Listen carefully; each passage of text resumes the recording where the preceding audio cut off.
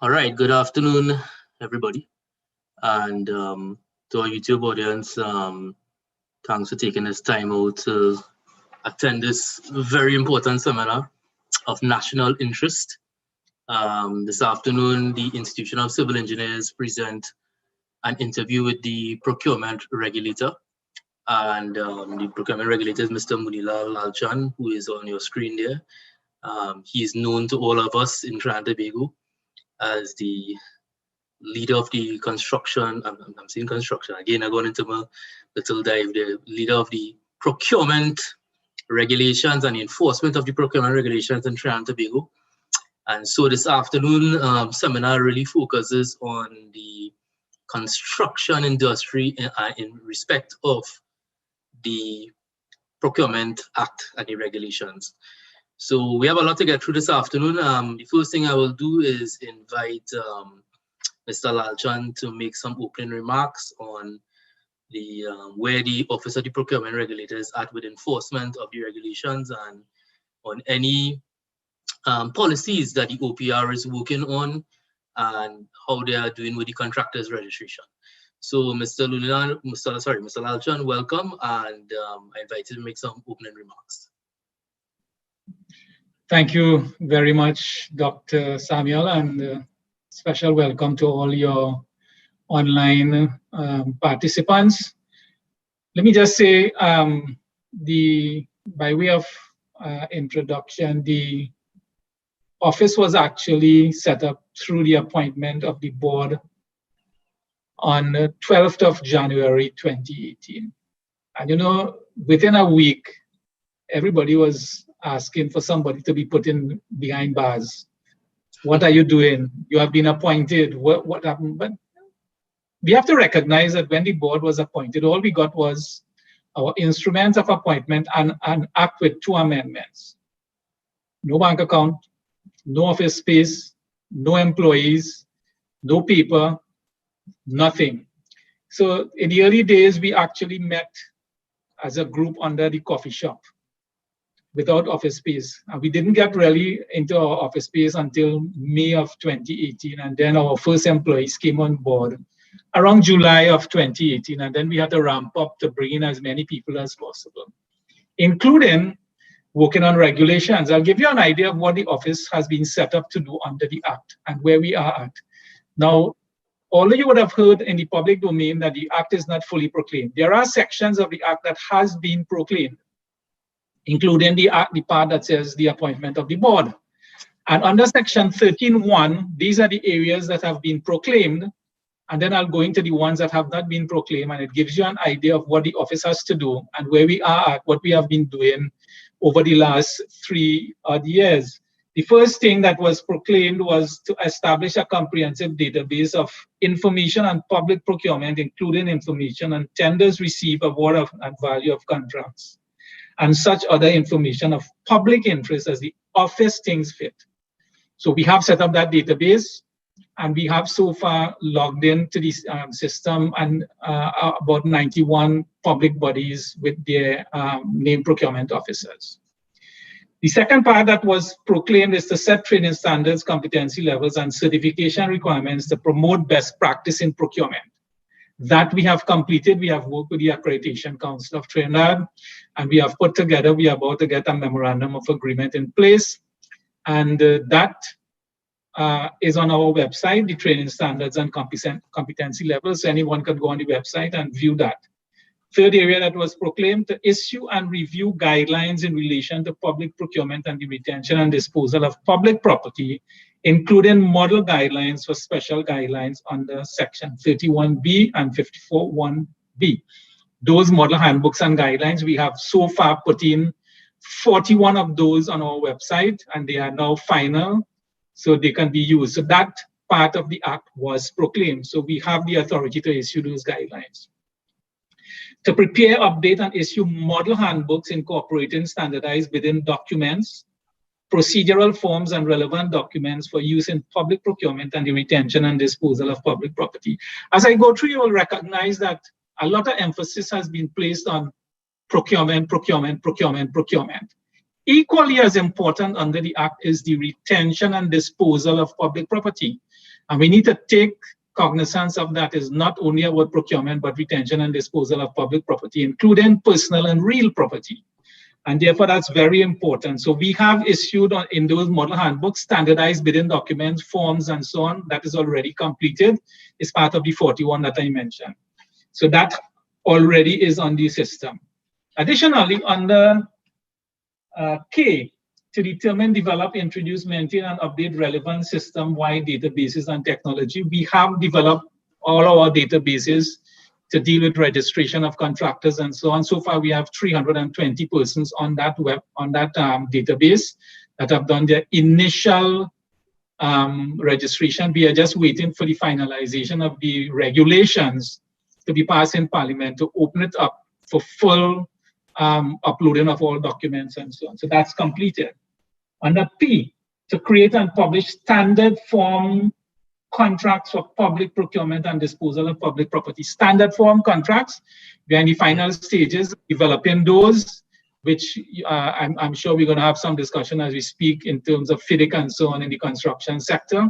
Yes, we are to issue those standard form bidding contracts, and we are in the final stages of putting those together to post on our website. And on R, to prepare and maintain a list of pre-qualified mediators, arbitrators, experts for the purpose of alternate dispute resolution. That we are in the final stages of going out with a request for invitation for persons to come in on the website, on our database and register. That will be done very shortly. So the other areas that we have worked on also, but even though not fully proclaimed, to approve in respect of each procuring entity special guidelines and handbooks in relation to public procurement and the retention and disposal of public property. No public body can enter into procurement, retention and disposal of public property without using our handbooks and guidelines at the OPR or having their own handbooks and guidelines approved by the OPR. So no, we should not be having any renegade public bodies going out and doing their own thing. That is well secured under the Act. To promote the use of technology in public procurement and the retention and disposal of public property. So we are working with the Ministry of Finance in terms of their systems that they are putting together in terms of their information management systems to look at a potential solution in terms of the whole issue of the technology and e-procurement and so on. But we also encourage individual use of e-procurement software, and a number of the public bodies have already have these installed. To audit and review the system of procurement and disposal of public property to ensure compliance with the objects of the Act. So we have wide-ranging audit functions, and we do have a full audit team, well-trained, already on board, ready to do investigations. So far, we have gotten 15 whistleblowing requests, which we could not investigate because that part of the Act is not fully proclaimed. But we have passed on that to the relevant ministries for data handle, and we keep abreast of those. To harmonize policy systems and practices in relation to public procurement, etc.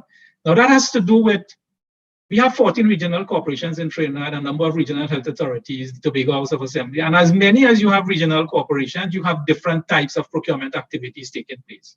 So what we have done, we have structured one handbook and guideline to deal with regional health authority, and one to deal with the regional corporations. Everybody should be speaking from the same handbook. Basically, you should not be going around doing your own stuff.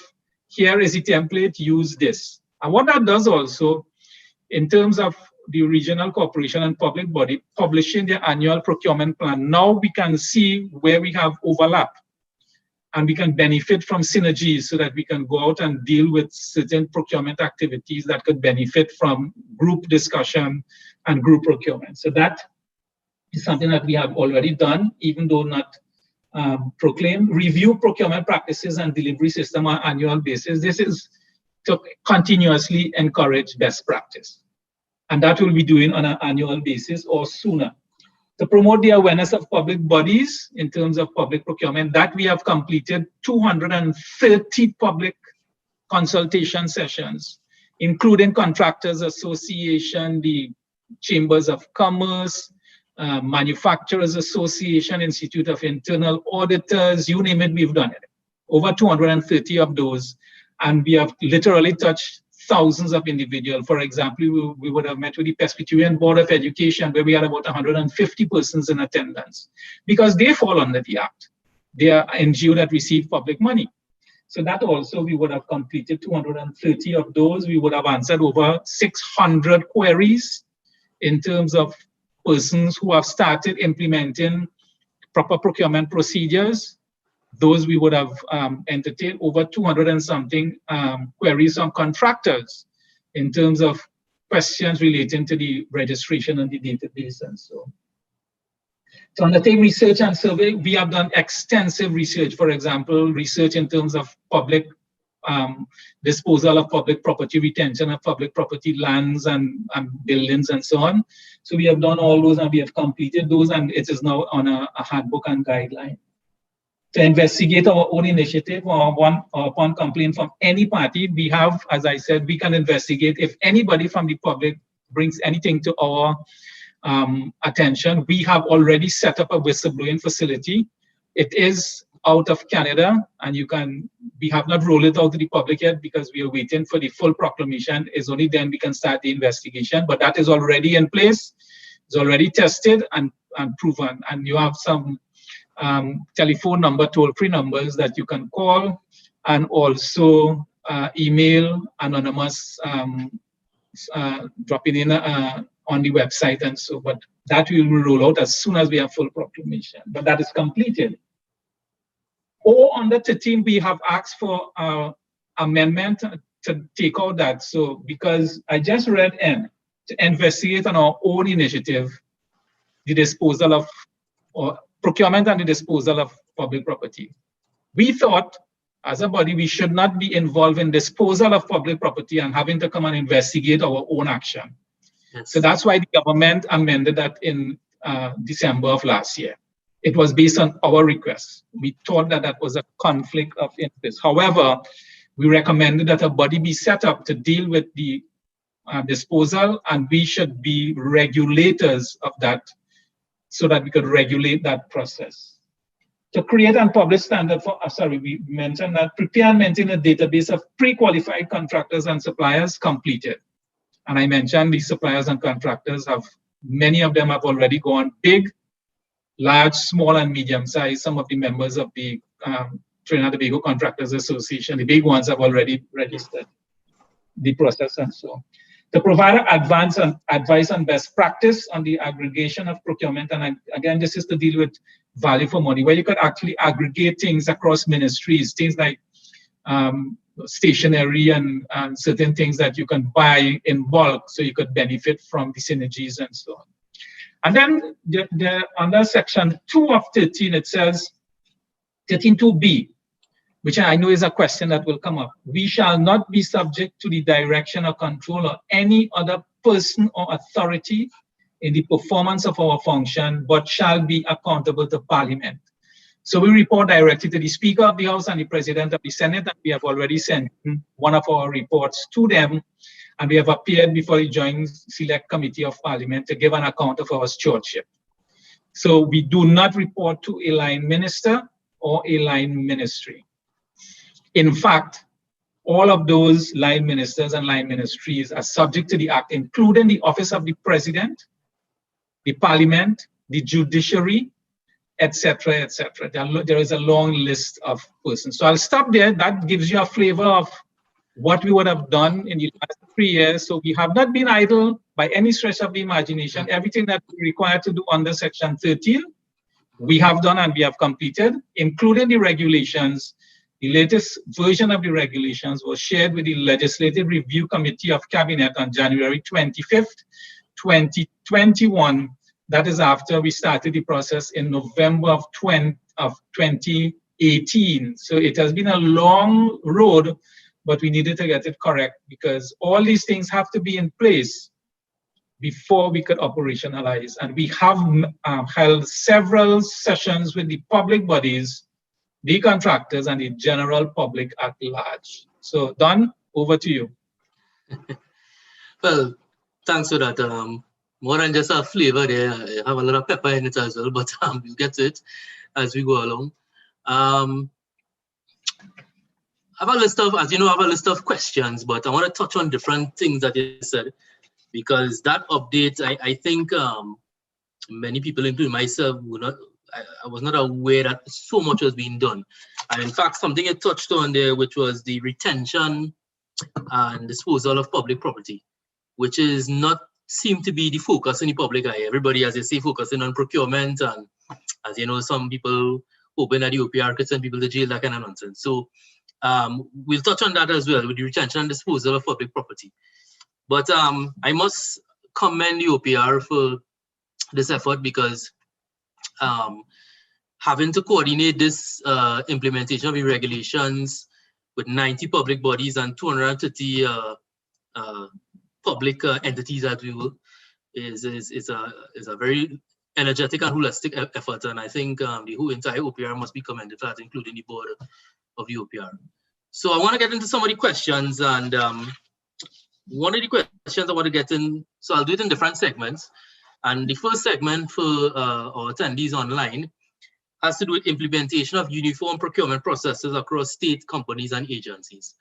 All right, so we're going to discuss a little bit with Mr. Lalchan, and then to those watching online, if you would like to ask a question, please field it in the chat window on YouTube.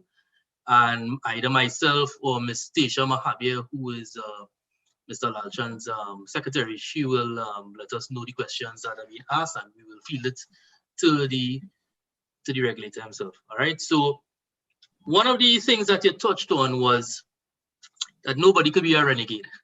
I like that word, because in the past decade, there have been a lot of renegades around.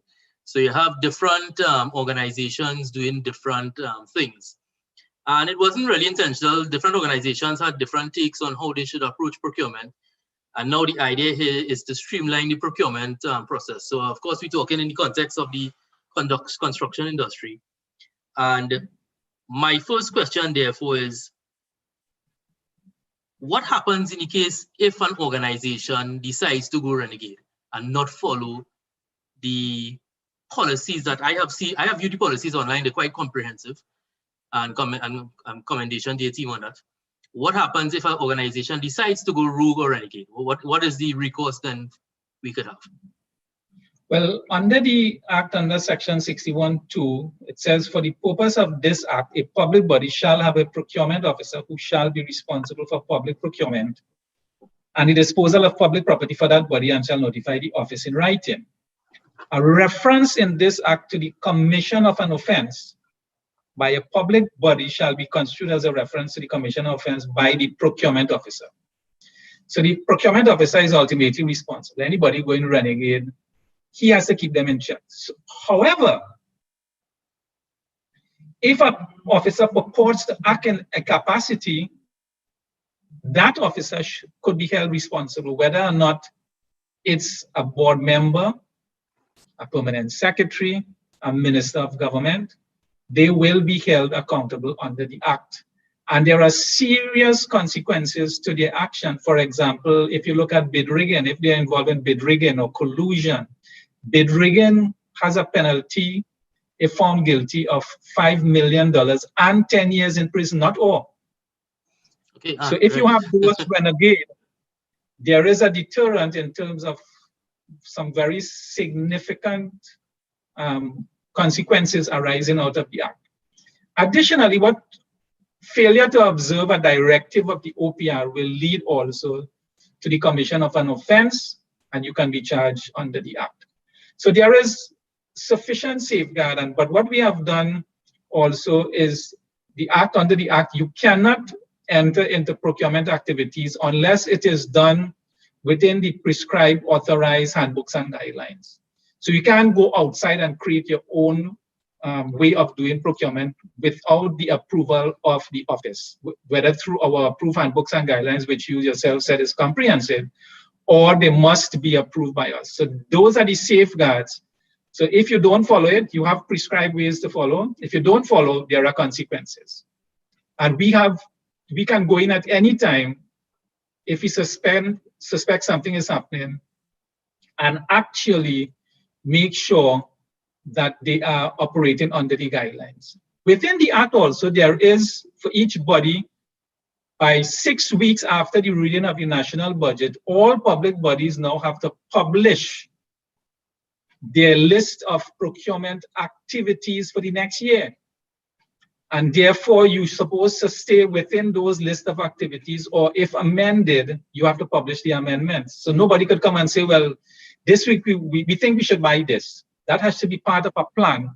And you have to explain why you have deviated from the plan. What that does also is for the public to keep the different public bodies honest, so that all contractors and suppliers will know upfront at the beginning of the year all the different activities that will be pursued by a public body, so that they can get prepared to take advantage. And that list of activities has to state whether or not you're going for sole selective, competitive tendering, public tendering, selective tendering. All that is part of what will happen in that activities. That must be published.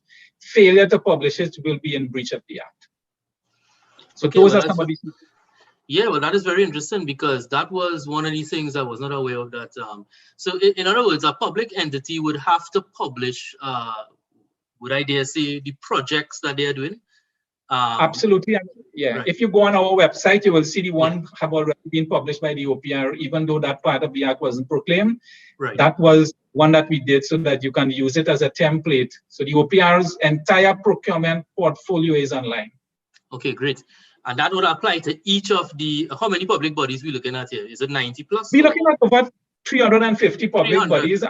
I tell you, so far, we did have a seminar to roll this out, and we have gotten approximately 30 public bodies sending in their procurement plan, annual procurement plan. We have responded to about 15 of those already. So that even though it's not fully proclaimed, we have a lot of public bodies starting to behave as if the Act is fully proclaimed, which I think they should be commended for. I think so. I think that is a very proactive approach to it, because you don't wait for the thing to come out, you start your planning now. I mean, publishing your procurement activities is also good project management planning. So you know that what you're saying. Am I to assume this is for the financial year? This is for the financial year. Now, some public bodies would not coincide with the government financial year of September 30th. So what they will have to do is to take part of two financial year and put it together and publish it. So we will be flexible in terms of how they publish that also. If they don't publish it, any member of the public could make a request to the public body to get a copy of their procurement plan. Oh, great. So it is a public document, basically. Yeah, the list of public the procurement activities will be a public document. Okay, and just for the emphasis, this is only applicable to public entities or state companies. Obviously, this is not applicable to the. That's what I need to clarify. Yeah. All public bodies by definition. Right. For example, the Office of the President, the Judiciary, the Parliament, NGOs who are classified as public bodies because they receive public money. Right. Great. Great. Yes, I wanted to make that distinction because many people have different opinions of what public bodies are, but glad they made that distinction. Once you're receiving public funds or public money, that falls on the And I'm glad that you mentioned NGOs as well, because I've seen in the last couple of years that the laws or the regulation around NGOs are being looked at, because now as an NGO, you are required to register. Right, and you cannot go to a bank and say you want to set up an account for NGO unless you register as almost as if you register in a company, right, a limited liability company. So now, I think that is good that once you are publicly funded, that you will have to be following the agreement of the Procurement Act and the regulations of the OPR. So that's good. I'm glad that we touched on that issue of the renegade, and that if someone, if our entity is found to be not in compliance. Now, how does that relate to, and I just throwing a slight little curveball here, how does that relate now to whistleblowing? So if, for example, an organization is not in compliance in one form or the other, and a person at that organization decides they want to whistleblow, what is the mechanism for them to do so? Well, they can either come directly to office if they want to be known as a person who is bringing the information to us, or they can come in anonymously through our whistleblowing facility. They could send an anonymous letter to us directly through the email, through mail or whatever it is. We have gotten some of those already, even though the act is not proclaimed. And if, for example, somebody whistleblows and they are found out by the body that they whistleblow against, there is provision in the act that protects them also against victimization. So if they stand up and they say this is wrong and is not in keeping with good procurement practices, they will be protected, and there is a conviction of 500,000 and 1 year in prison for anybody that victimizes someone. What we have to work out now is in terms of what sort of a protection will be afforded the whistleblowers working with the Ministry of National Security and so on. Those things are yet to be put in place in terms of our security apparatus. Yeah, I think that is very important. And we have our first question coming online here from one of our participants, and they're asking in relation to this segment here, is it 6 weeks after the budget is approved or ready to publish your procurement plan? It is 6 weeks after the approval of the budget, because during the debate and so on, you may have changes. Yes. So once it's approved, then it's 6 weeks after. Okay, great. All right, and so the second question would have been, have there been any challenges so far with respect to compliance with this legislation and the enforcement by the OPR? Has anybody resisted? Well, naturally, you will have persons saying, listen, we don't believe that we should be following the act because it's not fully proclaimed. Fair enough.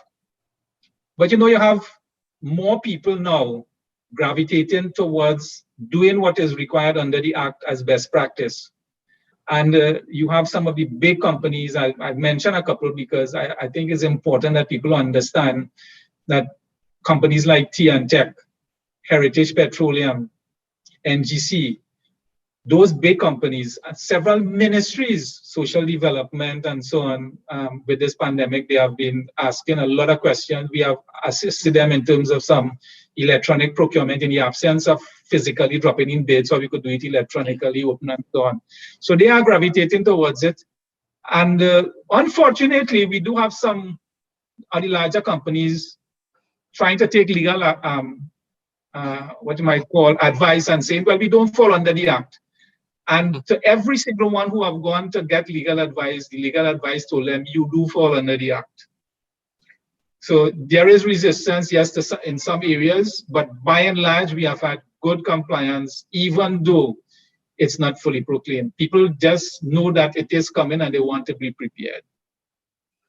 Yes, most definitely. And we have another comment coming in. So this is what I like. I like the comments coming in hot. And so somebody just said here online that it's not a question, just a comment. Getting the proof that a whistleblower is victimized might be a bit challenging. Interesting comment. It is a very good and very valid comment. Is how we go about setting the framework and the space to allow persons to come and bring in that information and not be targeted will be a key element of the whistleblowing facility. If they are some people have already come forward and they have been to some extent victimized, and they have told us, well, apparently my boss knew that I wrote the office and I was transferred or my contract was renewed after a 2-year contract. Now that could be speculation. Of course. But once we get the proof and we can take it through the process, so it's a very valid point, but the challenge would be to get the proof. And once we can take it to the next step of prosecution, then it will in itself be a deterrent to the future persons who want to victimize others. So yes, it's going to be difficult to get the proof. Yeah, that seems to be a challenging area because, not only here in Trinidad and Tobago, but globally, because you have to get the proof. And sometimes getting the proof means literally taking a document or documentation from the company, which of course you're not authorized to take, and then putting that in the hands of the OPR. So I think it's important to mention to those of us who listen online is that the proof is the real challenge. But once you get the proof, then the protection should come, correct?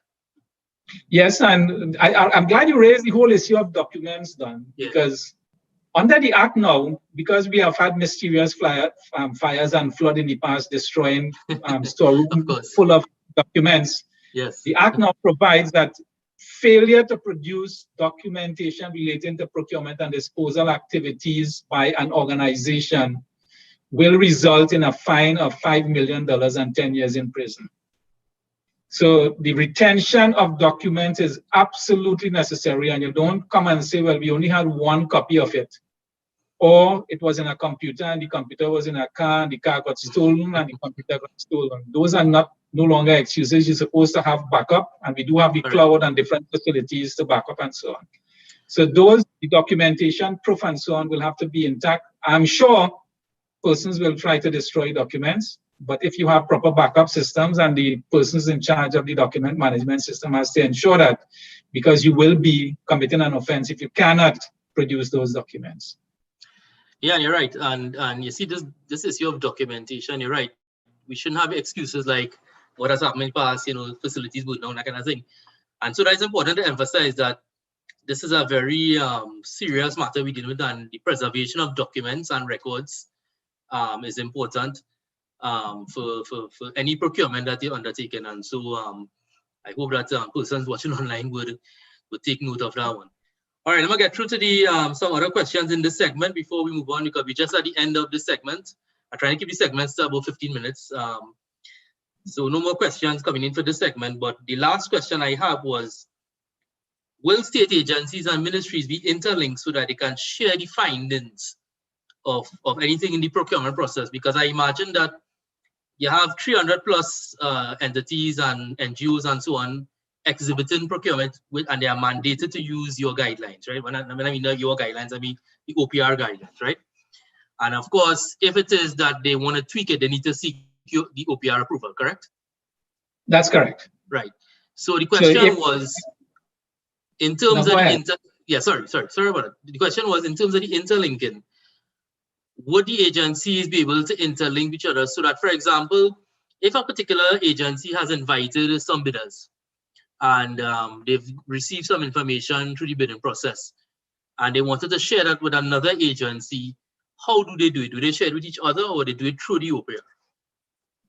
Well, it depends on the nature of the information they want to share. If it's commercially sensitive and it cannot be shared, it should not be. But if it will benefit from a learning point of view, they can share it with the OPR, and we will be able to share it across not only other ministries and so on, but across the spectrum. Because remember, the Act also calls for continuous improvement and best practice.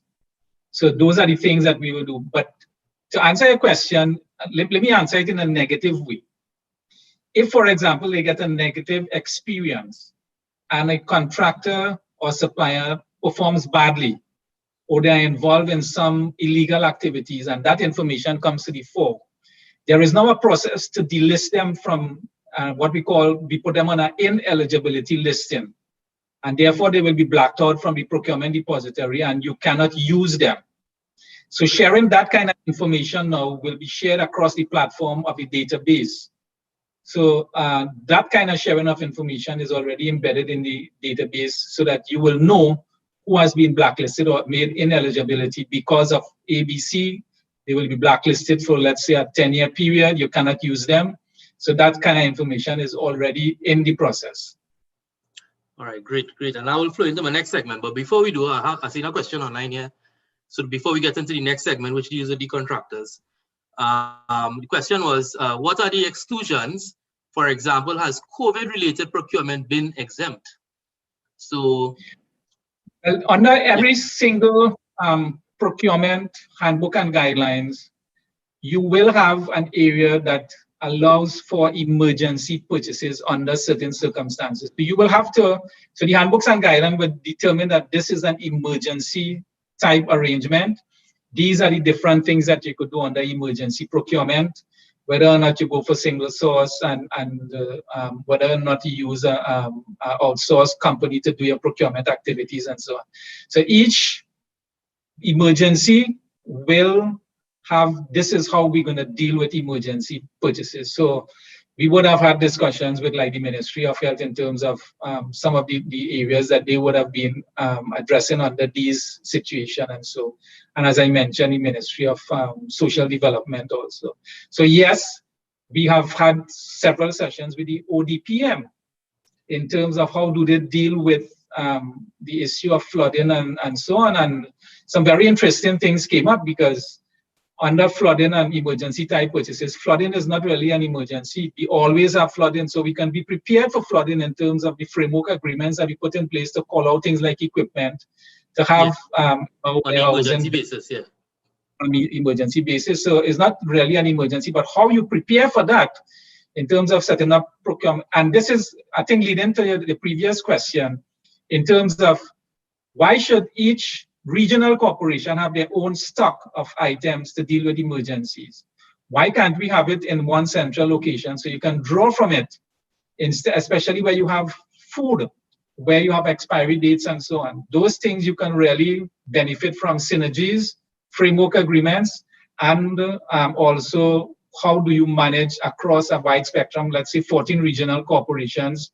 One might determine we'll keep tents, one might determine we'll keep beds, and then you are able now to move it very quickly to the area of needs instead of having a whole host of things that you have duplication or things fall through the crack and you don't have it. So some of those best practices will certainly we'll be looking at, especially where the value for money proposition comes in a time of scarce resources.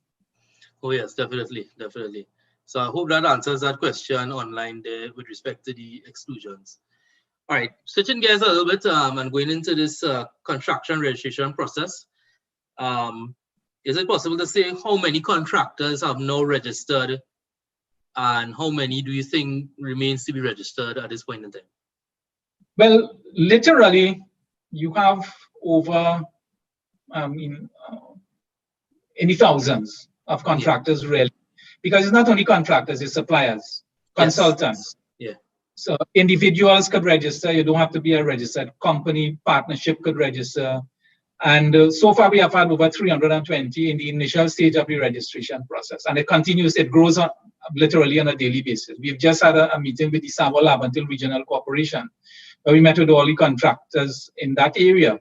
And we have started to see some of them come in, especially where we have these small contractors. So one of the things we're trying to do is to register contractors by regional corporation. So you must put in a geographic location. And what we're trying to do is to encourage these small contractors so that, like, if you have a small, let's say a plumbing job or a small construction job for a mason and so on, a two-man show, they should be able to benefit from that instead of asking a big contractor to come and bid on that and then pass it on to a small contractor who they will do in any case.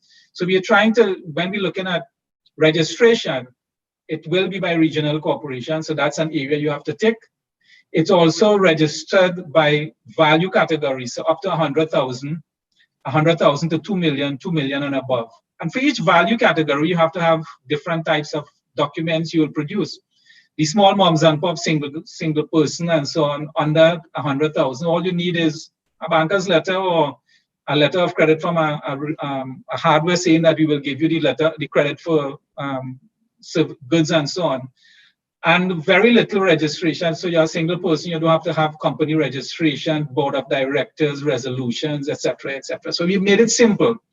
And so we have people coming on board to register. And we also have a hotline that they could call on. We have over, I think, 200 and something queries that we would have answered based on questions that would have come up. We have not opened up the database yet for uploading of the documents because we know that that will take some time. We have given a list of documents you have to upload, and persons are in the process of pulling those together, especially getting things like VAT clearance certificate, Board of Inland Revenue, National Insurance certification. All those things have to be put in place, and therefore it takes some time to get. So we are giving people some time. Hopefully by the end of May, we should be in a position to release the full database and say, go guys, take it over. Now, the importance of this is that once you have that database established, public bodies now are mandated to use that database to select contractors to do business. So if you're not registered on the database, you should register to benefit from public funds. Yes, and that was one of the things I wanted to clarify, and I'm glad that you did. because it means that those contractors who have not registered cannot be part of a procurement process, correct? Correct. And what we are, Right. what we are going to do post full proclamation, we are going to give the contractors a 6 months grace period. So public bodies could use their existing lists for a period of 6 months until we have a transition. Now, why that is so is that we have gotten a lot of complaints from contractors saying that they have approached a particular public body. In fact, one guy said that he actually applied to be registered with a public body on over 30 occasions, spent a lot of money to put documents, and each time he make an application, he has to pay. And up to now, he has not been registered. Some people say they have to pass something underneath the table to get registered. That should never be in our country. And therefore, the process now is simple. You come in, you register on the database, and you get registered. And now the public bodies are mandated to use you. If they don't, and we see a certain trend, because you now have to report to the office all the contracts that you have awarded, to whom it was awarded, the value awarded, and we will not be able to link those contractors to public bodies and see if there is any collusion taking place. In order, and we will also be looking at things like splitting of contracts and so on to get around delegation of authority. Of course. So the answer is we have put in those safeguards. So you must be registered. And once you are registered, which is important for some of your participants, once you are registered, you remain registered unless you do something to get deregistered. Why I'm saying that is that now in some of the organization, you have to register every 3 years. Now, once you keep all your documents updated, for example, if you put in a certificate of insurance, you will have to state that the certificate of insurance will expire on a particular date. You have to put in that on the system now. Yeah. Once you are 3 months before that, that insurance lapses, you will get a notice from the office. Within 1 month, you get another notice. And on the date of termination, you don't update your information, you will be turned off from the system and we can't do business with you unless you keep all your documents up to date. Once you keep your documents up to date, you will remain on the system as a live contractor, able to participate in contract. So it's made it simpler. You don't have to every 3 years register, and you don't have to register with every single company in the country. What we have also done is to standardize what we call the line of business. So we have used the UNSPSC code so that every line of business that you could think of, we have about 93,000 line of business. You have to select the line of business you're registering for, so that if you register in for light construction or road paving, you will register under road paving, and the public bodies that wishes to deal with road pavers, they will have that on their list of business that they will be doing. So that when they publish a tender for that line of business, they will target the persons who will be registered under those line of business by the value category. Okay. So all that is already built into the system. Yeah, and I have a million questions there, including the one that I now just see posted online, because you mentioned something where a contractor indicated, well, or a person said, indicated that they had to pass something under the table. I think we need to emphasize that this process is not, you don't have to pay anything to register, correct? Yeah, correct. And we need to emphasize that. And we all know, I mean, we all live here in Trinidad and Tobago, so of course, and I'm going to follow my own wrong rules and not call any names, but at the end of the day, we do know that there are people who have complained that they have to pass money to be put at the top of the list, and so we try to discourage this kind of behavior from 2021 onwards. One of the things I wanted to ask was, if it is that, well, let me take it in a different direction. If a contractor doesn't register, he or she will not be allowed to do business with the state body, public body. Right. So the hard question is, the very difficult question I'm going to ask, and this has happened in the past, what happens when that particular contractor decides, you know what, I've had enough of Mr. Lalchan, I'm going to go over his head and go straight to the minister. And the minister, what happens in a case like that? That could be done. Yeah. If he is registered, he has nothing to fear. Right. If he is not registered, he just simply would not be able to participate in the contract if he's invited and he's not registered. Now, there is also a parallel process that you could invite persons through a public tender, and if they are not on the list of pre-qualified contractors and they wish to participate, they can do a parallel run and get registered while they are preparing their bids. So that is all. Fair enough. Yeah. But I'm seeing that a number of questions coming up. Yeah, I'm coming to those questions, but I just wanted to mention that what we have to do basically is that if it is the contractor, some contractors tend to be a little bit stubborn in this regard, right? And they will say they don't need to register. But I just want to emphasize that in order to do business with the public entities, they must register. For those who listen, so here are the questions online. And so before you go into that, I would say conduct influencing public officers in terms of bribery, conflict of interest, corrupt, fraudulent, collusive, cohesive, obstructive practices carries a conviction of 1 million and 5 years. Good, and I'm glad that emphasize that because I want people to know. Now, I waited. That is the subject of my next segment, which is my most exciting segment. But let me get to the questions. So a question is online here saying, which is good. Is there a blacklisting process? So my question to the blacklisting process was, what is the criteria that will cause you to be blacklisted? Is it just performance, or are there other criteria? Now, there are 3 criteria really. Performance is one. So if you failed to consistently perform to a certain standard, you can be made ineligible for up to a period of 10 years. If you are involved in corrupt or fraudulent practices and so on, under that area, you will be made ineligible for 10 years. So it's a full 10-year period. But for performance, we give you an opportunity to recover up to 10 years. But fraudulent and corrupt and practices and so on, you will be made ineligible for a period of 10 years. But before that, there is a process that you must be followed. So the public body has to bring the evidence to the office. Right. The office will conduct the inquiry, not the public body. The public body makes the recommendation. So you can't now make somebody ineligible for any, at your whims and fancies, if they fail to pass or grease the wheel and all these kind of things, you make them ineligible. Right. So that has to come to the office, and we have a group of individuals consisting of board members and management that listens to the case and also gives the contractor and supplier an opportunity to be heard before action is taken to delist them or put them on the ineligibility list. So the answer is yes, it's covered under the Act. Yeah, and I assume that there will be, if the first time you are caught with unacceptable performance, I assume there will be a corrective process. Yes, we always encourage the supplier to work with the public body, because if they call you in and say, listen, this is not being done to our standard, then you should take the opportunity to rectify the situation before it reaches a stage of a recommendation, because it's consistently bad performing. Right. So it's not a one-off issue, but consistently is the word used in the Act. Yeah.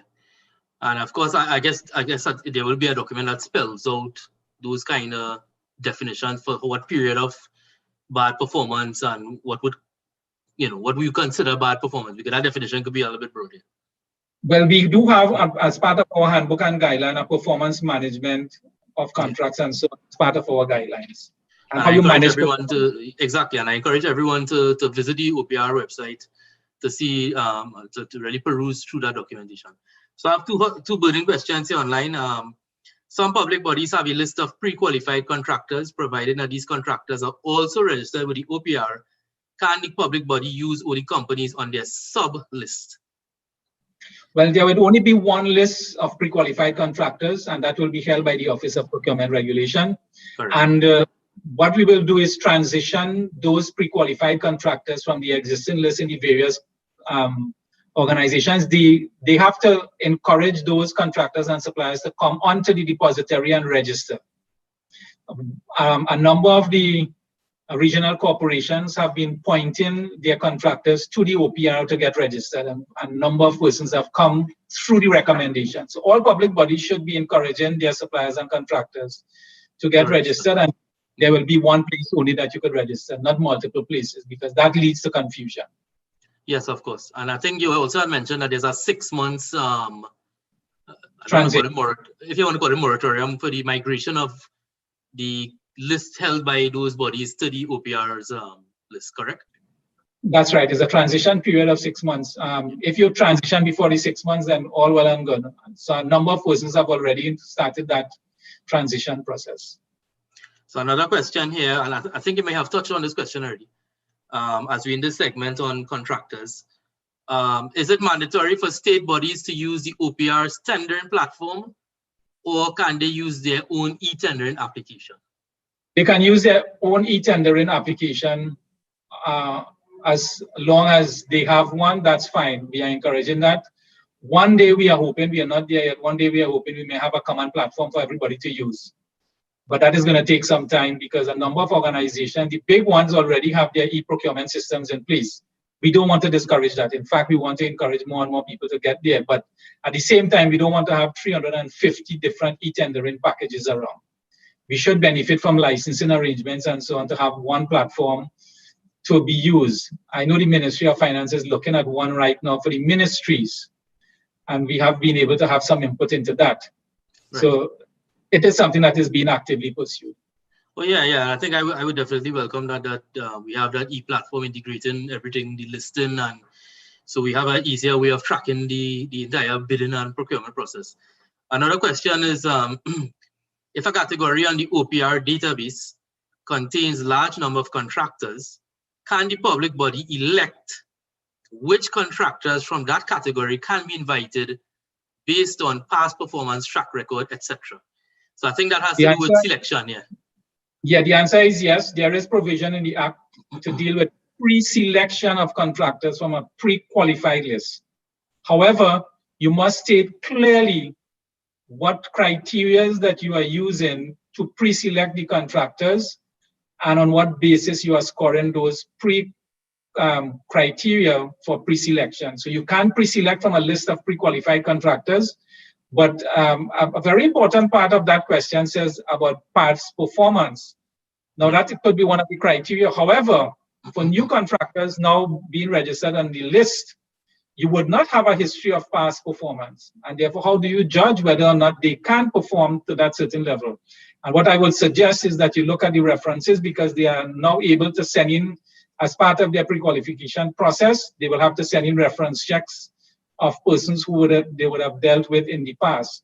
So yes, there is provision for pre-selection, but you must clearly state the criteria under which you are pre-selecting and stick to those criteria. Yeah, great. Yeah. And then there's also the issue of, and I want to drill down a little bit, is that if you are pre-selecting, and again, you're using the guidance from the OPR and how you pre-select, right? You'll have to justify that criteria that you're using to pre-select. Because of course, someone can say, here's what I picked my friend, right, as a contractor.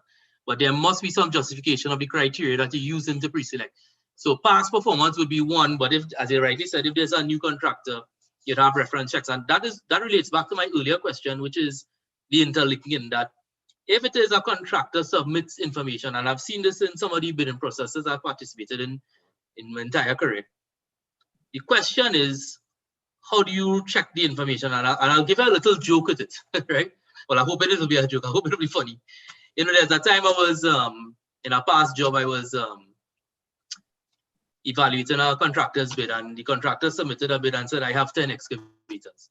And in fact, I tell everyone the story wherever I meet. So I said, okay, you have 10 excavators. So I say, I'm going to come and visit your construction yard or your company operation yard to see where these 10 excavators are held, because I want to be sure that you say you're going to use the 10 excavators for the job. Of course, when I arrive at the yard, I see 10 excavators, but it's in parts. Right? So it was in different parts. You had the boom somewhere, you had the bucket somewhere, you had the track somewhere, but it's 10 excavators, but in parts strewn all over the yard. So the question now comes down to, if it is a contractor, let's say a new contractor, submits reference letters, and we need to verify that I assume that the OPR database will become so comprehensive now with all this registration that we can now verify if contractor X said, I worked with state and entity Y. You will be able to do that. In fact, you'll have that access to the information. However, you also have protection under Section 29 of the Act that says that even though somebody has been pre-qualified, it is incumbent upon the public body to get that recertified if required. If they suspect something is wrong, they could ask for it to be revalidated during an active tender. Additionally, you can actually, as you suggest, visit and make sure that what they say they do have. You can also look at certified copies and so on to make sure that it belongs to the relevant company. But not that said, in some of the tenders, you will see that they say that they have access to 10 excavators and they have permission from the supplier of the equipment, and they have a letter on file stating that they do have that. You could verify with the supplier of the equipment and visit and make sure that they do have it. So there are safeguards there, and also that they have to certify it under oath. If you require them to certify that the information that they have provided is true and correct, you can ask them to certify it under oath. Yeah, so all that is built because yeah, that information should be, I would think that in the interest of procurement, that information should be continuously fed back to the OPR so you could update the database, correct? That is something. Well, once you have additional information in terms of new experiences and so on, you can update it as and when you require. And once that is updated, it will automatically go to one of the public bodies to verify the updated information and so on. For example, if you're applying for an upgrade from 0 to 100,000 and you want to go into the medium category of 100,000 to 2 million, you have to bring in 3 years of management accounts approved by 2 of the directors and other things like equipment experience and so on. And then you get a recommendation goes across to the public body to review your status. And if they're satisfied that you could be upgraded, then we upgrade you. All right. And there's another follow-up to the question, which was, I think it was more of a comment, but let me just read it out here. Also based on past experience doing business with the public body. So I think you've answered that question where you've said that obviously if a contractor performs unacceptably with one public body and another public body is inviting that particular contractor, they would have access to that performance information. Yes, and we will actually be very interested in exactly what you just said. Yeah. Why it is that one of the public body, they're not doing good work, but they are the best thing after sliced bread in another company. Why? Is there something going on there that probably that we need to be aware of? So it might be that we do investigate that matter. Yeah, and this is where the verification process and validation process will come in, because it could be something as simple as one person in a public body just simply does not like the contractor. I've known its personal issues like that, but I think all of these things would have to be verified with proof and information. The same as the situation with the whistleblower. You need to have proof, right? So I would think that that public body would be tracking the performance. They'll have letters to the contractor with respect to contract non-compliance and so on. And that proof will be provided to you, and then you would do your investigation and assessment. Another question that came up. Yeah, sorry, you wanted to answer that? Yeah. Yeah, the question that I'm looking at is, yeah, will the OPR be yeah, sorry, go ahead. The OPR would not be doing the due diligence. All contractors would be sent through a workflow to a public body. So part of your registration process is that I am registering for, let's say, road construction. One of the things you have to state is road construction, and you would have been registered with Ministry of Works. So once you click that box and say you will register with the Ministry of Works, we will send that to the Ministry of Works to validate your application. So that means that not all application will go to one particular body, but where there is a match between your line of business and the line of business of the different public body, there is a match. We send that through a workflow, and the public body will say, yes, we have them on our database. They have been a good contractors. All their documentations are in place, approved. And that's how the due diligence will go. And it will be a lot based on previous experience and so on. If, however, we find that the information that is provided by the contractor, because it's incumbent on the contractor to make sure that the information, and they have to attest that the information that they have submitted are true and correct to the best of their knowledge. If it's proven to be falsified information, they will be immediately delisted from the system. Good, good. And a couple of more questions. I just wanted to read that question in relation to the response it has given, just for the sake of those listening. And the question was, will the OPR be conducting any due diligence on contractors before registering them on the OPR database, or is the OPR registration based on what is submitted on paper by the contractors for your registration? And of course, you answered that question. The next question was, is there any interest to link the UNSPSC code to the customs harmonic codes, in brackets tariff, for the procurement of goods internationally? Yeah, that's a question that came up before, and we did promise to look at that as a next step in our process. We have not, to be fair, we have not looked at it as yet, but it's a very good suggestion because, I mean, through the Asicuda system and so on, it will be worthwhile to link it because the UNSPSC code is an internationally recognized code. So it may not be a difficult thing to harmonize with the tariffs and so on, but that's something that we promise to look at in our next review of the database. All right, great, great. So let me get on to the next segment, which has to do with, and you mentioned this in your introduction, with the standard form of contracts and the legislation. So of course, we know that FIDIC is used in Trinidad quite a lot. Over the years, they've had other forms of contract, but now we use FIDIC, what we call in loose talk, the red book, yellow book, and so on. Question is, are we going to replace the FIDIC with our own version, or are we going to integrate, or will there be a combination of both styles of form of contracting? I think what we're looking at right now is a combination of both. One, what we want to look at the standard form contract to complement what is already in the FIDIC agreement, because a lot of people is already familiar with the FIDIC.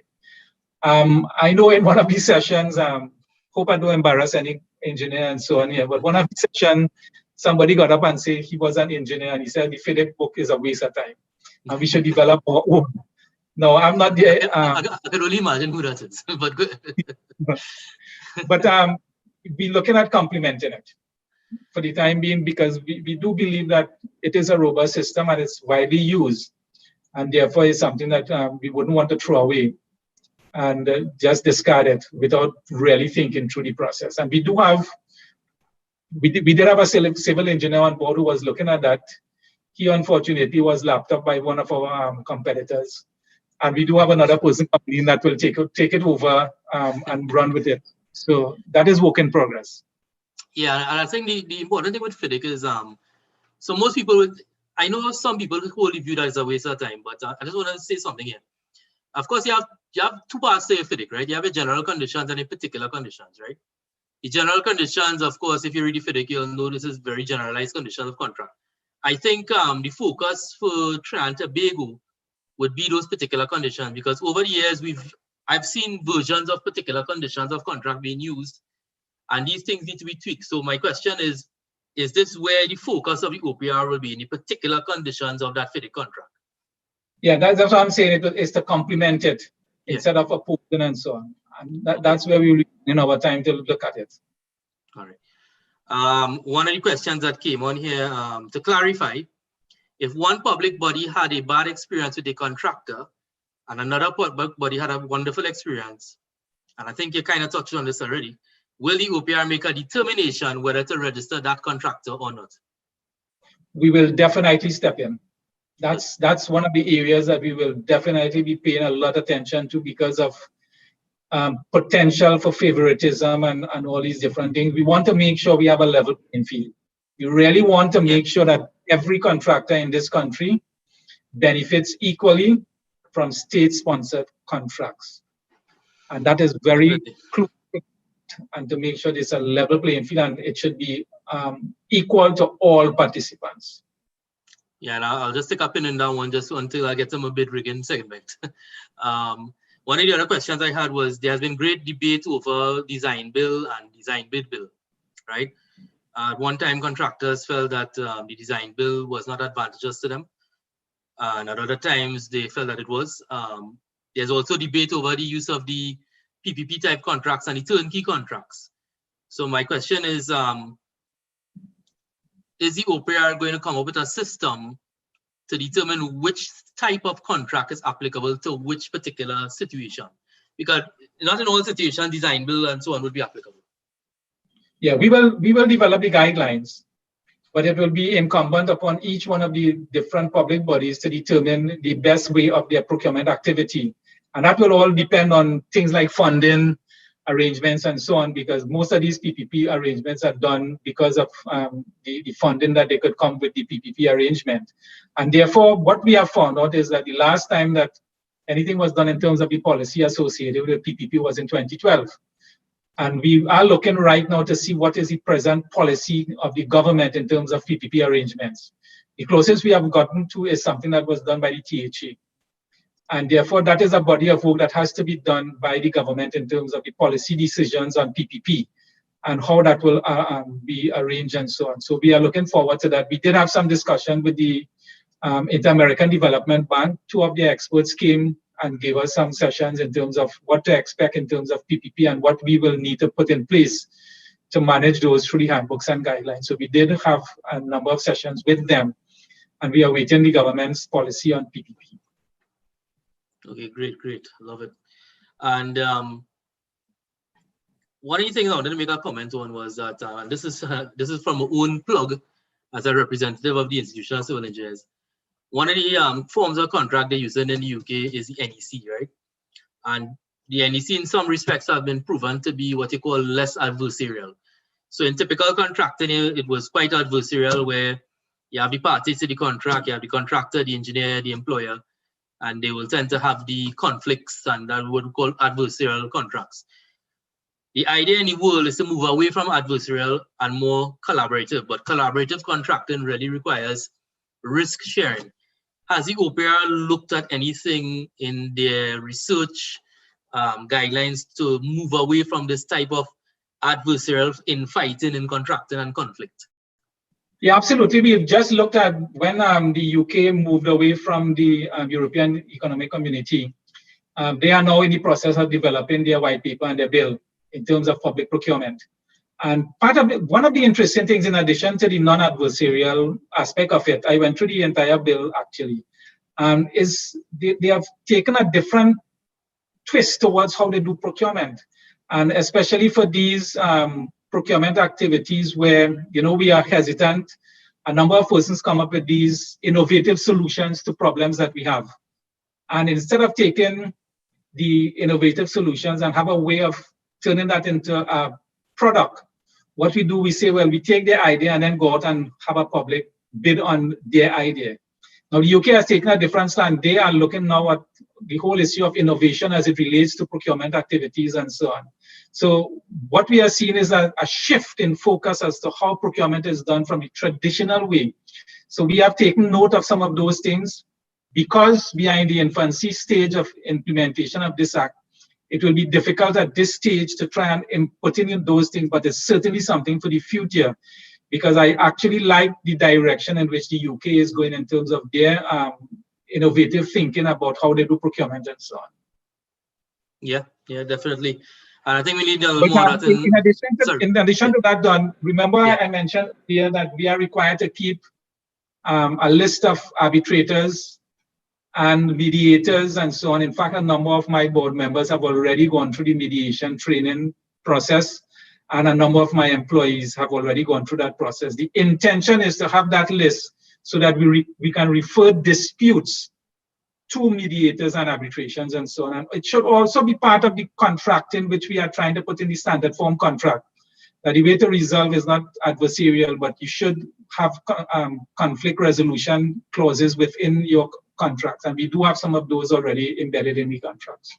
Yeah, and I think that'll be welcomed by the entire industry, because I mean, too often you have again, you have employers, and I'm not saying calling any names, but you have employers who don't understand that assigning the risk to the contractor is good, but really and truly the risk comes back to them because you are executing the project. So that is why I talked about collaborative risk sharing and so on, where we could move away from the adversarial style and go to the collaborative style. There's another question online here. What is the OPR's position on multiple companies having the same director or directors bidding for the same project?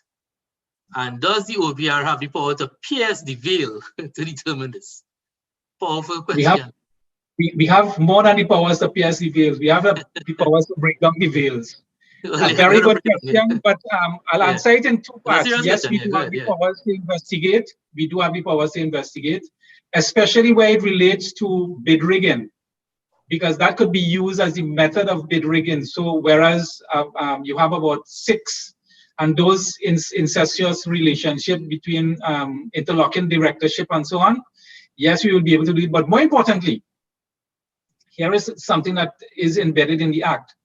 If we find a contractor guilty of an offense and they are delisted and they are now placed on the ineligibility list, the persons who will be placed on the ineligibility list will be the directors and officers of that particular company, and they would be debarred from doing business with other public bodies. If they are registered with other public bodies, their names will be published in the public forum that they should not be registering any new company or doing business with any public bodies. So that is the extent of what the Act now provides for. The officers and directors will be named.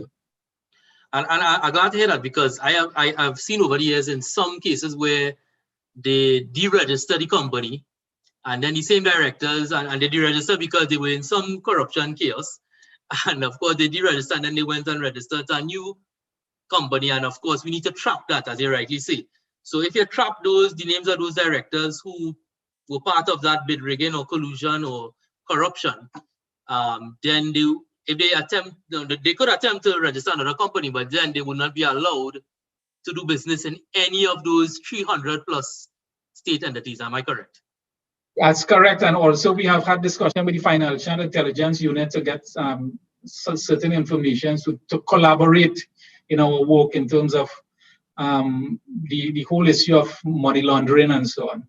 Yes. So all those are things that we will be looking at. Yeah, well, we're going into that segment now, which is my favorite segment, which is bid rigging, collusion, transparency, and corruption. Now, of course, Trinidad and Tobago is a place everybody knows each other in Trinidad. Okay, so therefore the question, let's talk about the bid rigging process. And the person online did talk about that bid rigging with respect to the multiple directors in multiple companies. We've had allegations over the years, and the question is, the allegations, again, some would have predated the formation of the OPR and that legislation. So going forward now, you go to the papers, the paper said, well, this person allegedly participated in bid rigging. How does the investigative process start to treat with something like that? With respect to let me roll back a little bit and explain something that is in the public domain that some persons didn't understand. And one of the things that we found out very early in discussion and our collaboration, we did have a meeting with the DPP. And one of the things we agreed on is that the definition as existed in the Act for bid rigging was flawed. The definition did not constitute an offense. And therefore we sought our legal advice and to make sure that whatever is written constitute an offense. And we worked with the legal personnel and now recommended an amendment to the Act, which was amended in 2020, to now be more specific in terms of what constitute bid rigging, so it could be an offense that could be prosecuted by the DPP. So that was one of the changes that we suggested in the amendment, and that was rectified. So I wanted to make that clear that if you go and reverse that part of it and go back to the original intention of the Act, then we are back to square one. You really don't have an offense that is prosecuted under the bid rigging definition. So we need to be very careful as to what we're asking for. The second thing about bid rigging is that once we have allegation of bid rigging, then we send in our investigators. We can go to the court and get a court order to take away any information, documents, or anything that we require for an investigation. We go to the court, we get it, we go in, we take all the documents, move it out of the organization, of course, give the necessary receipts and so on. We conduct our investigations. We have authority under the Act to bring in forensic expert if we require so to do. And we are putting together a list of forensic experts, both in country and out of the country, so that we could call upon at very short notice to investigate. The investigations goes through. We are then able to, after the completion of the investigation, if we believe an offense has been committed relating to bid rigging, we will then notify the line minister, permanent secretary, as to what we have found, and immediately thereafter pass on the file to the office of the DPP. And in discussion with the DPP, he has given us the assurance that he will deal with it expeditiously. In fact, he gave us his personal cell number, and this is the number that we need to call. Nobody else but the DPP to handle that. So that's the process in a short way. But of course, we would have gone through, and our employees and our board would have gone through a number of training sessions, and you may have seen it in the public domain. We were trained by 7 judges in the judiciary and 2 judges from the Caribbean Court of Justice that came on board and trained us in terms of how we go about collecting evidence, what is evidence, how we put together a file, how we the files, and what is evidence that could be corroborated, and the whole issue. Yes, we spend weeks with the judges going through that. So we are well aware of what is required to put together these investigations and these files. And we do have trained personnel on board already who would have also trained with the judiciary and the Caribbean Court of Justice to deal with some of these investigations. And we also have trained persons to hear challenges and so on. So everything is in place in terms of what we require for investigations, taking it straight up. Now, how it gets passed after it reaches the DPP, it then gets out of our control. So the DPP then takes over and prosecutes accordingly. And that is really excellent to hear, because, you know, many of these initiatives we talked about in the past hour and a half really would address some of the public's concerns over procurement in Trinidad and Tobago and all these allegations that have been flying around, and that we need to be fact-based, and these facts need to be dealt with in an orderly way. As you said, you had the training with the judiciary, and I'm glad to hear that, because collecting evidence is not just simply collecting evidence. There's a method of collecting it, for preserving it, so that when it is presented in the courts of law, it will stand. And I think that training was really excellent for your officers. One of these things that have always irked me, and it also led to my research and my PhD research, I would say, is this issue of corruption in construction. It is easy over the years that if I wanted to give my friend, a contractor, a particular contract, I could simply say, here's what, I will do the engineer's estimate for 5 million, and call up my contractor friend and say, here's what, well, you bid 5 million. And of course, in those days, price was the determining factor, as you know. But now when we do tender evaluations, there's more than just price. We have to consider a lot of criteria: safety, quality, resources, and that kind of thing. Would you say that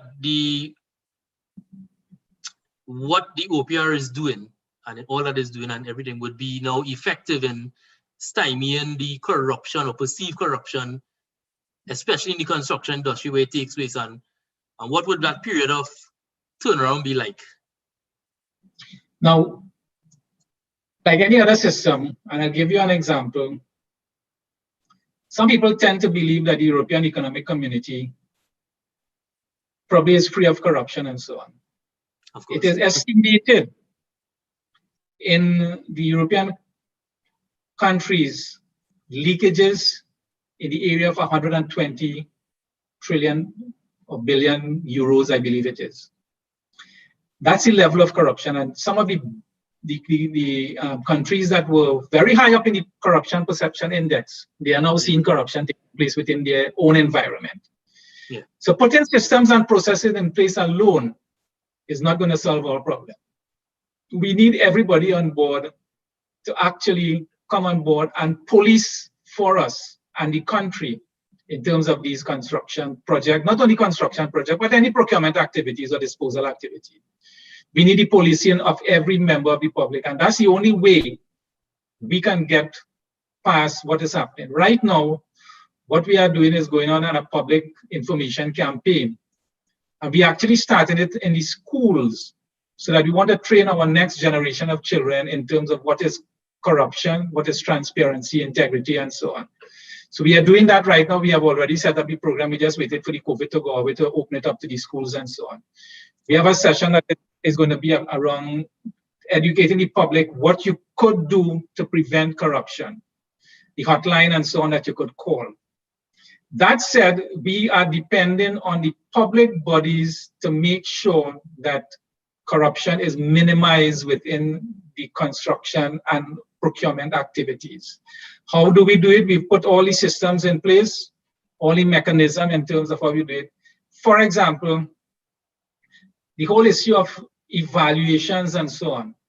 Evaluation used to happen where the persons on the evaluation committee would be appointed when you already receive all the bids and you're about to open it. You say, put together a team and all go and evaluate this. And then one person runs the show and say, we should have that as a 10, this is as a 15, this is as a 20. Now you are mandated to put together the evaluation committee at the time you are preparing the documents to go out for the requests. And you have to agree not only on the primary scoring mechanism, but the secondary scoring mechanism, because we had recent cases that says that you must disclose to the proponents all the different criteria that you're going to use for scoring. And you have to make sure that your team is on board at the beginning of the process, not at the end. And therefore, everybody should be able to score that based on what they know about the process, including the subject matter experts and so on. And they shouldn't be swayed by one person or a strong person. And it must be a balanced team, not a whole set of junior person and one senior person who you report to. Of course, so all those to reduce the influence. Yeah. That's right. So all those are safeguards that we have put in place. We have also put in place what you call a PDAC, a Procurement and Disposal Advisory Committee, that now all these activities in terms of procurement and disposal passes through this committee before it gets to a final approval stage. And they look at the process that you would have followed, whether you were in keeping with the Act, the regulation, handbooks, and guidelines, before they sign off and make a recommendations to accept it. And that's a number of safeguards we have put in place. So the handbooks, the guidelines, the regulations, the Act, the systems in terms of the organization structure, the internal control mechanisms, and so on, to ensure things like conflict of interest declarations and so. All those are in place in terms of what we have put in place. Notwithstanding that, we will still have people trying to get around the system, and that's where we need the vigilance of the general public to bring that to our attention so that we can arrest it and reduce the frequency of it. Yeah, and I'm glad you touched on scoring as well, because over the years I've seen that scoring attorney evaluations could vary, and at the end of the day we're dealing with human beings and subjectivity. So one of the questions I had with respect to attorney evaluation scoring is, are there any guidelines set by the OPR for scoring, or is that left up to the public entities? We have a whole module on that. Good. Tender evaluation. Yes, we have a whole module. In fact, we do have a video that we would have done in the public consultation. We have a video on including working with spreadsheets and so on. All that is part of the video. You can go in and look at the video, and it goes through the manual, step by step, how you do evaluations, how you set up yourself for success. So you just go online and you can get that video. Yes, yes. And I've seen some of the documentation, again, quite comprehensive. So following up with tender evaluations, as we're going to touch on that issue now, is a public entity mandated to reveal their tender evaluation process to the contractors they've invited? Absolutely. It should be part of your tender document. Not only that, you have what we call a standstill period now that you have to use in terms of the major contracts, high risk, high value contracts. How that goes, you cannot award the contract for a period of between 10 and 15 days. And what you have to do is to notify all the persons who would have bid on that contract that you are about to award it once you make a decision after the evaluation process. We are going to award to contractor A at price B. Right. And it gives every single contractor who was part of that process an opportunity to ask for a review, to tell me why I was not successful and give me my score. Right. So you must go through that process before you award that contract, after you have given the opportunity to the proponents who would have tendered to be heard. And if they are dissatisfied, they can then come to the office and ask for a challenge on that process. And then that challenge then goes into the process of suspending the contract until such time that the hearing is completed. Right, and I'm glad that you clarified that. So it is not just about revealing the, well, you're saying they could challenge the reason why they were not awarded, correct? Absolutely. If they think Right. something is amiss and the proper procedure and due process wasn't followed, they can challenge. Right. But could they then also ask for the complete tender evaluation report, and they could know who bid, who scored and how they were scored? That is my question. Well, they could ask for it. It depends on the nature of the contract, whether or not they will be have access to it, because it also protects commercially sensitive information in some of the tenders under a certain section of the Act. Right. And issues of national security. So each case will have to be dealt with, and it will be up on the procurement public bodies to decide if they can share it. Yeah. But I just wanted to reemphasize that basically, if they could seek recourse from the OPR if they are dissatisfied as to the reason given why they were not awarded the particular contract. Absolutely, and there are two bases on which you can apply for that review under the challenge proceedings. Good, and I hope that is elucidly clear to all people watching online, because that has been an area of some contention over the years in terms of awarding contract, how people were scored and why they were not given that score, or why they were not given a favorable score by that particular tender evaluation team. Of course, that also calls into question that you must have qualified and experienced persons on a tender evaluation team, correct? Absolutely, and that's one of the things that we are suggesting in the handbooks and guidelines, that the persons who are part of that team must be specifically selected with their competencies. Otherwise, you'll make a mockery of the whole situation. Just to go back to the point about the evaluation, I remembered a case that came before us where there was a challenge in terms of the tender evaluation process, and the public body refused to give one of the proponents the information. They went under the Freedom of Information Act and was able to get it. And they found out that the evaluation was done in a particular manner that disadvantaged them. One of the criteria that was used was not properly scored. And if it was properly scored, they would have won the tender. Of course, that was referred to the Ministry of Finance and also the public body. And the remedy action was taken. And they were able to get the information under the Freedom of Information Act, because that was something that they were entitled to as part of the process. Interesting. Very much interesting. I think we're going to see a lot of interesting months ahead in this procurement debate and procurement activities. So moving on now, and I getting into more of the recent developments. What has been the support from, let's say, the engineering? I mean, we all know who the engineering associations, contractors association. But without getting too much into the specific, what has been the support of these particular bodies with respect to? We have had very, very good support from the JCC, the Engineering Association, APET. They are all very supportive of us. We have done a number of sessions with them, a number of the chambers we have done sessions with. So civil society groups, I would say we have 100% support from these groups. They can't wait to get this thing in place. In fact, remember, they were the architect of putting this whole act together. In the early days, there was a lot of them heavily involved in it, and it's difficult for them right now because it's not being done as quickly as they would have expected it to happen because of the delay in the regulation. But to answer your question, we have had very good support from all those institutions. And I'm happy to hear that. And I would like to make a call, if I could, that these bodies, because I'm part of the IC, and I mean we are international, so we have to be very careful in interfering with the affairs of a country. But I would like to call on these associations to do the support publicly, because you see, when the public sees that the APET and the Trinidad and Tobago Contractors Association and the Trinidad and Tobago Institute of Architects and all GACC, when they see these bodies publicly supporting the implementation of the act, they will restore some confidence in the public. So I would hope that if there are any members of these associations, please vouch your support publicly for the OPR, because we need to get this right.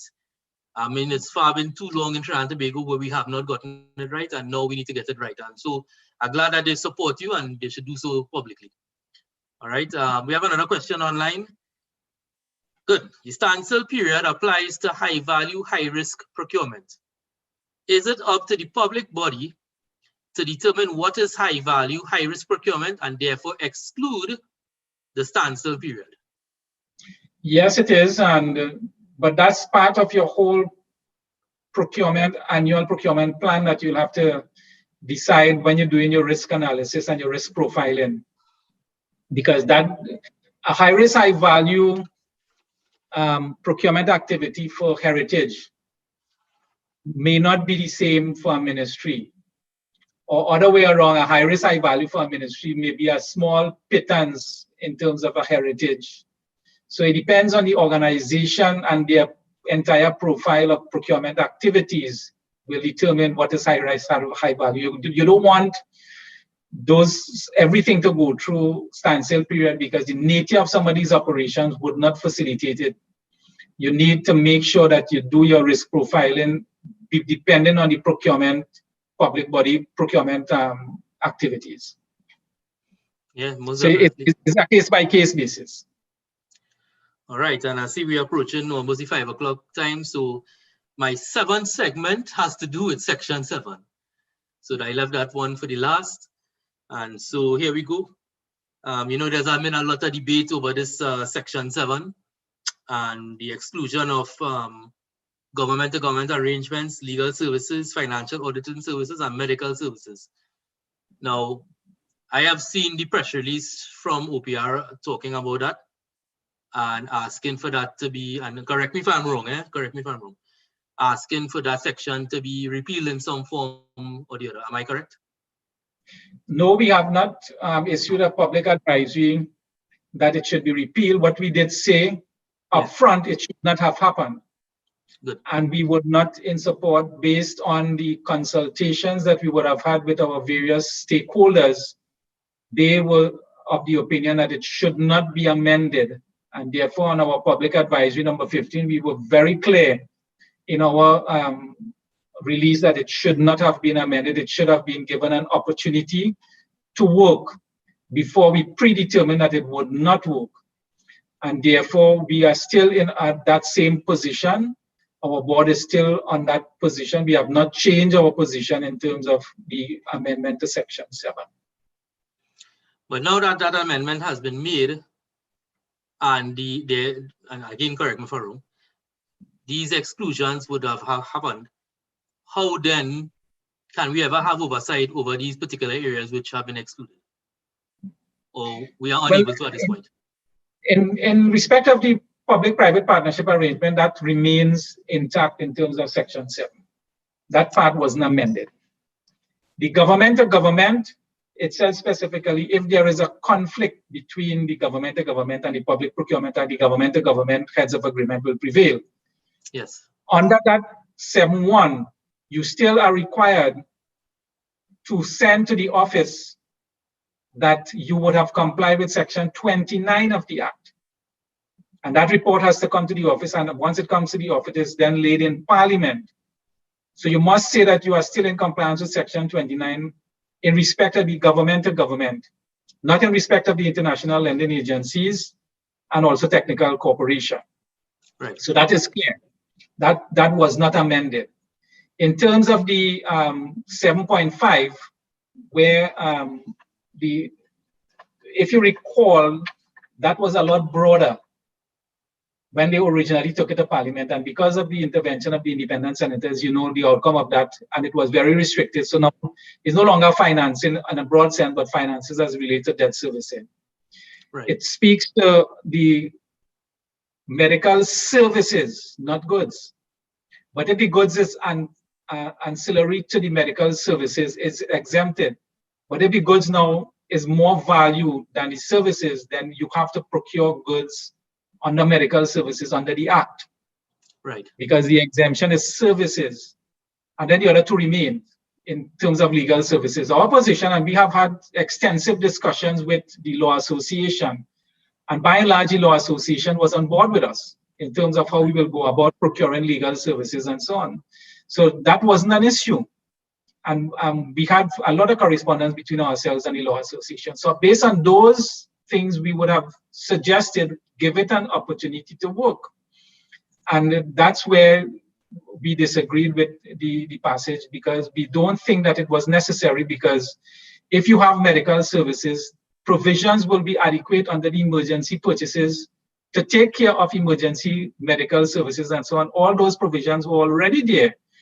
In terms of all medical or all emergency services, is adequately covered under that. So it covers for those areas. And we believe that you could have had enough in your regulations or your handbooks and guidelines to give you the flexibility to procure those without going through any bureaucratic steps, but at the same time ensuring a certain level of transparency, accountability, and making sure most of all we had the value for money. Yeah. So then, therefore, you would have, and again, forgive me if I didn't get it right, you now do have some oversight over those particular areas. You have, well, what the minister has to do now in terms of that section 7.5, he has to prepare the procedure to accompany those areas that are now exempted. And that procedure has to be passed to the office, and we have to lay it in Parliament. So that was added onto the 7.5, which was not there before. It would have just been take out these, and that's the end of it.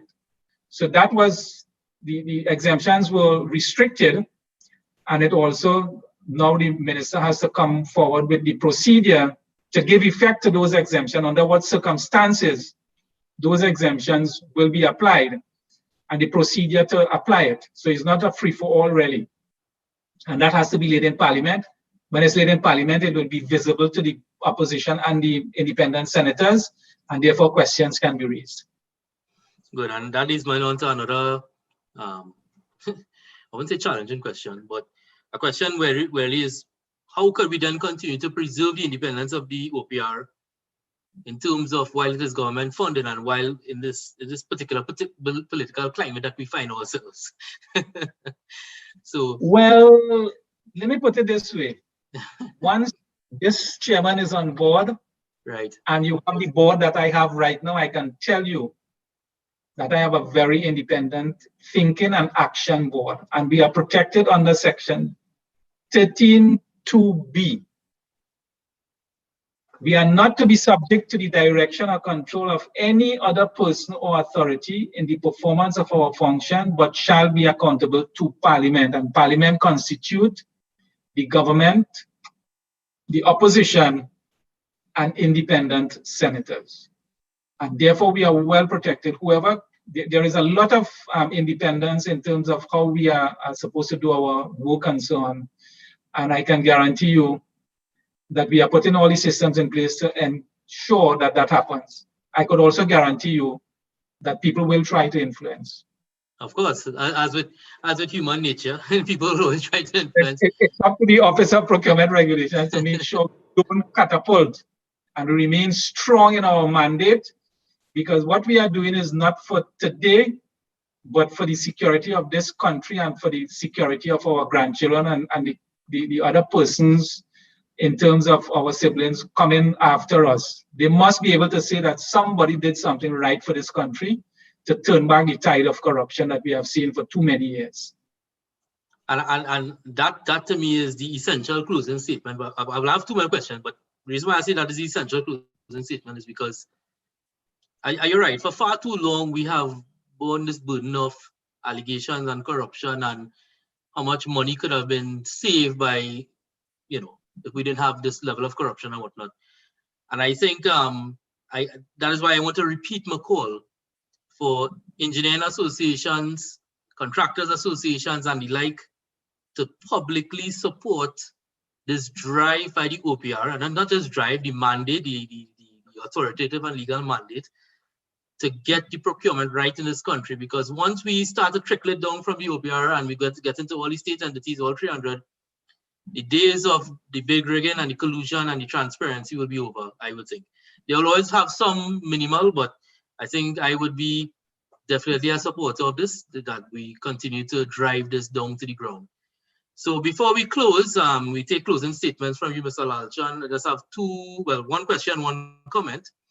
The question was to follow on in the case of, we're back to the standstill periods. In the case of standstill periods, must this be indicated, included in the tender documents, if it is going to apply to a particular procurement process? Absolutely, it must be stated in the procurement document. It's mandatory that you highlight that and say when the standstill period will be effected from. And once you have completed the evaluation, you have to notify persons that the standstill period is now in effect. So yes, it must be stated that there will be a standstill period.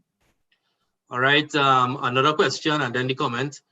Can a public entity continue to engage in pre-qualification initiative in its usual manner, at least until the OPR's database become available for public use? Yes, and we are encouraging that to happen, because what it also does is that it also gives an opportunity for the persons to be pre-qualified with the public body, so that when you actually enter the information in the database, it will be just a validation of what you would have already presented to the public body. So it gives you a head start. So we are not discouraging that at all.